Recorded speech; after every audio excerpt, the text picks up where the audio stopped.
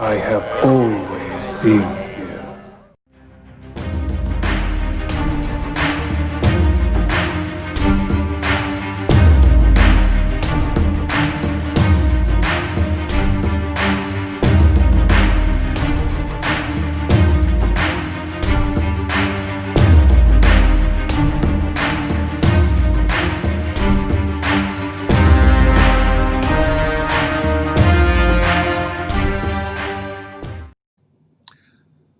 Greetings, everyone. It is the Ambassador coming at you with another movie review, and this will be from the great 1970s. And today we are talking about Mel Brooks's classic, Young Frankenstein.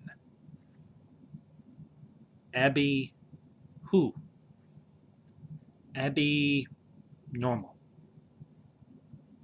Abby Normal? Are you telling me that I put an abnormal brain in a 7 foot long 52-inch wide gorilla? Sorry, I love that quote. I love this movie, and sometimes you gotta go with the quote. That's all there is to it. But yeah, folks, today we are talking about Young Frankenstein, and this is another great comedy. It has touches of horror to it. Obviously, it is a homage. It is a parody of the great black and white Frankenstein films from the 1930s and 40s and 50s and so on, but primarily of the original with Boris Karloff and Colin Clive, who played Dr. Frankenstein. But the interesting thing about this film is it was actually written by Gene Wilder. And he gave an interview and everything. And Gene Wilder, for those of you who may not know, was kind of a recluse. He was he was he was antisocial, but he wasn't antisocial because he hated people. I think he had a few neurological or psychological issues that made him kind of a recluse, which is unfortunate, but it certainly didn't deter him from acting and from writing, and he did a great job at both, and that's evident in this film. But he sat down with one of those one of those big yellow legal pads like you see they are used in courtrooms and so on, and he puts at the top of this page. This is in one of the interviews he's talking about this Young Frankenstein, and he's talking about what he thought it might be like if he was like the great grandson of Victor Frankenstein, the original Doctor Frankenstein. And he wrote it, sent it off to his agent, and the agent sent it off to a producer and everything. I think this was put out by Universal. I'm pretty sure this movie was put out by Universal. I could be wrong. If I'm wrong, okay, I'm wrong. But the producer called him back. He's like, "You've got a good story here. Why don't we do something with this?" And he's like, "Okay, yeah, I'm on board, absolutely." He's like, "I've got one condition." Well, he's like, "I've got an idea." Well, rather, he's like, "I've got a question for you. Who would you want to direct this?" And Wilder thought, and he's like, hmm, "Well, if I had my pick, I'd want Mel Brooks." But he's like, "I know I'll never get him." But the producer, the producer's name was Michael Grushkov. I could be wrong, but I think that's about right.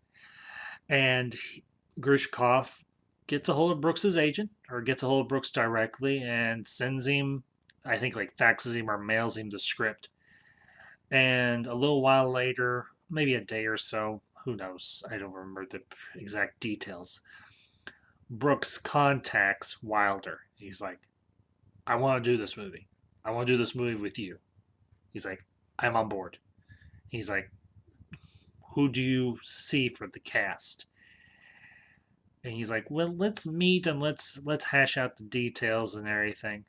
And eventually they start building their cast. And if you this movie has such a it doesn't have a huge cast, but it has a great cast. You've got Peter Boyle as the creature or the monster.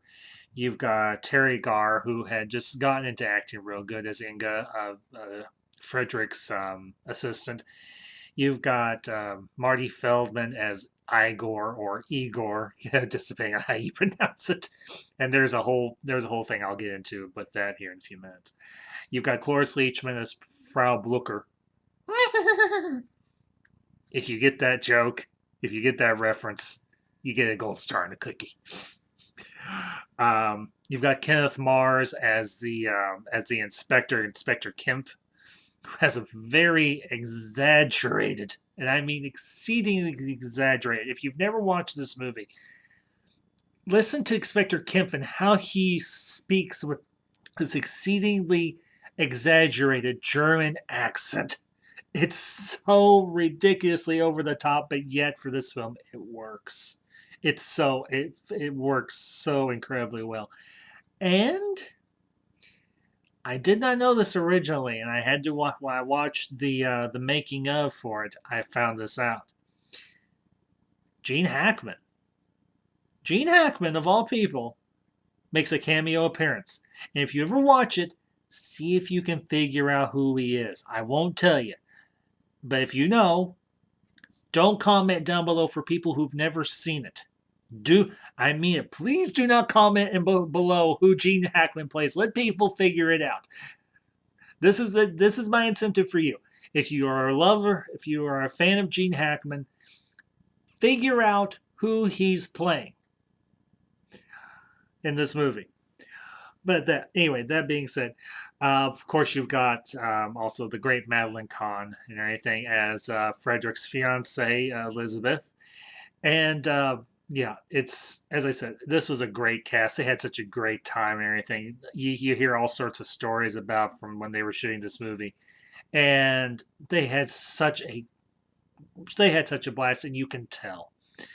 But getting into the production itself a little bit, excuse me, a little bit more. The interesting thing about this, if you've never seen Young Frankenstein, or if you have, this movie was shot in black and white, and it was done deliberately. Now, here's the thing. They originally were going to transition from black and white at the beginning to color.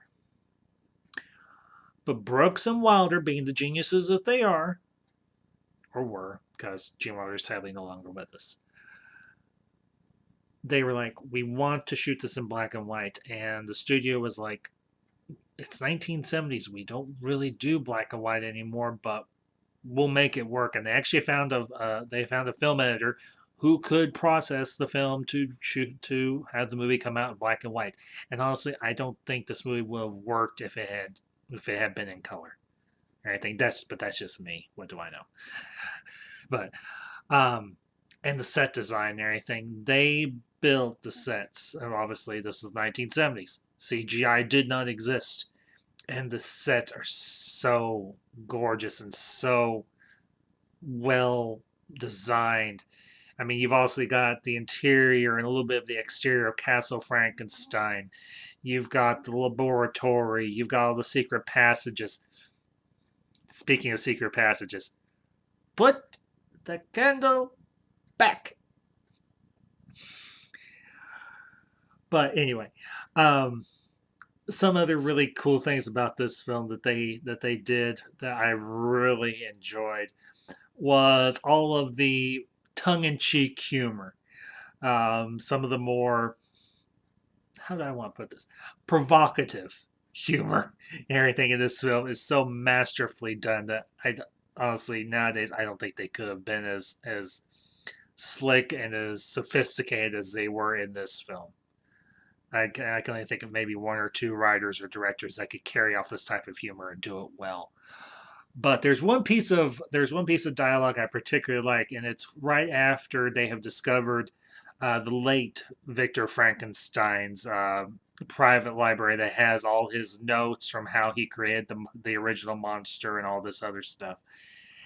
And Igor and Frederick and Inga are sitting in, I think, like the dining room or whatever, and they're all talking back and forth. And there's a line of dialogue and everything delivered by Inga. his hands, his feet, his internal organs will either have to be congenitally or artificially enlarged. And Frederick's, no, obviously. And she's like, he'll have an enormous Schwanzstücke. And Igor looks over, he's like, he's going to be very popular. If you can figure out what they're talking about, you got a good head for comedy. But, this, and Peter Boyle, again, another great actor that we lost, I think, just a few years ago. He did such a masterful job as the creature or the monster. And he played it very childlike, but very mischievously. Particularly in one scene where he's interacting with this little girl that's a member, that's a daughter and everything, playing out in the yard outside their home. And it's after everybody's discovered that Frederick, Gene Wilder's character, has created another monster just like his grandfather did. And there's this cut of there are maybe one or two in this film fourth wall breaks, but they're very, very subtle. I mean, extremely subtle. If you don't look closely, if you're not paying attention, you miss it. And one of those fourth wall breaks is delivered by the creature, by Peter Boyle, and he does such a great job and everything in this. But another cool thing about the production on the film, they were actually able to track down the original laboratory equipment that was used in the original Frankenstein film. And the gentleman that maintained it and everything came along with them, or brought the equipment in. He maintained it. He kept it all in proper operating order. Showed them how it worked and everything else. And there's actually a scene where they have been doing some sort of work, and one of the machines just keeps going, and Igor gives it a bash on the side and shuts it off, which I thought was just a nice little gag there. But they actually had the original laboratory equipment that was used in the original 1931 or 32 Frankenstein, which I thought was a very nice little respectful callback to the originals and everything with the first two, with Frankenstein and Bride of Frankenstein. But, the great aspect, one of the truly great aspects of this film is the humor. It was very well written. It was very well acted. Everybody was invested in this and everything. And, the great thing is you had Gene Wilder, who wrote this. And there's one, him and Brooks butted heads mildly on one particular part of the film. And it's the part where it's one of the iconic scenes where Frederick and the creature are in this theater hall or whatever it is, and they're doing putting on the Ritz. And there is this very heated exchange, civil but heated exchange and everything during the production between Brooks and Wilder. And Wilder's like, I need this scene in the movie. It has to be in the movie. And he's getting incensed, and he keeps building and building and building and building. And eventually Brooks goes, Gene, it's in. It's good. We're fine. It's in. And Wilder's like, what? He's like, I wasn't sure about this scene myself. But seeing how hard you fought for it, I'm sold. The scene's in, no problem. Let's shoot it. And, Mel Brooks being the genius that he is, I very rarely use that term for a director or for an actor, but Gene Wilder and Mel Brooks are geniuses. I say that posthumously about Gene Wilder. But if you have never watched Young Frankenstein, after you watch this review, go do it. I'm dead serious. Go watch Young Frankenstein. And I said this about my review with Sleepy Hollow. This is another great film to watch during October, during Halloween season and everything. But honestly, if you want a good laugh, this movie is good to watch any time of year. And that is my perfectly, truthfully biased but candid and honest opinion. Young Frankenstein is a comedy masterpiece done by two great masters of comedy in their own right. But, one final note that I will say about this. This was Mel Brooks' second hit because this movie came out just, I think, a year or so after he had done Blazing Saddles. And between these two films, this really solidified him as a big name director and everything, an actor in Hollywood. And I won't lie to y'all.